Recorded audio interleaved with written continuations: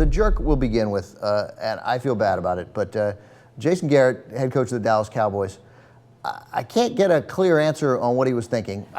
He calls a timeout as the play clock is running down before Dan Bailey kicks what will be the winning field goal, 49 yards out, which would give the Cowboys a 16-13 win over the Cardinals.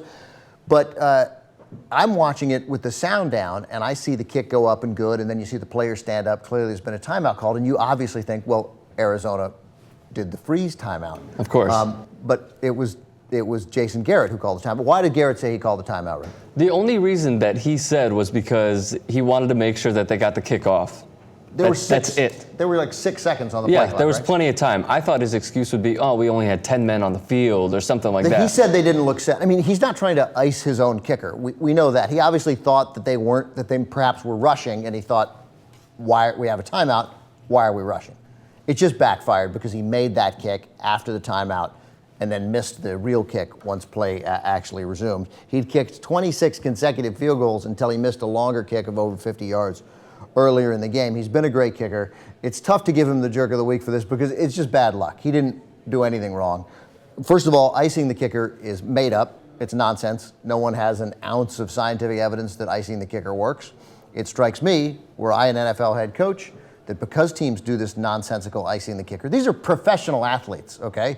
Having to wait another minute isn't going to make them miss a kick. Why do we think it actually makes it tougher? What's our evidence of that? It's not going to make them think a little more about it? Maybe that's good. It's not going to be psychologically? Why is thinking about it bad? Like it's all these presumptions, we don't know what we're talking about. The fact is, because everybody does this icing thing, what I would do is go up to the referee, stand next to him, and say, I'm not going to call a timeout. I'm not kidding, because then you'd have him and be like, okay, 3, 2, 1. Okay, then maybe you're throwing the kicker off a little bit. So those are my thoughts on that. You think that would work? I don't think anything would work, but I think that if you're making a guy think, are they calling a timeout? Are they not? Oh shit, I have to kick it? That strikes me that it might actually work.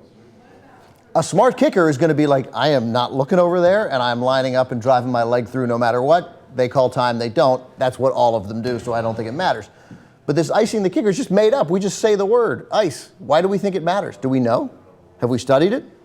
That would matter. Okay, so I feel bad because it backfired on Jason Garrett. So he gets a jerk of the week. But I'm literally talking myself out of it. He thought his team wasn't set. He called a timeout. It backfired. I rescind it. Like, we're putting it up, jerk of the week, because we don't have anything else planned. But it's just bad luck, man. It's just bad luck. Your kicker, your rock solid kicker, missed a 49-yard field goal.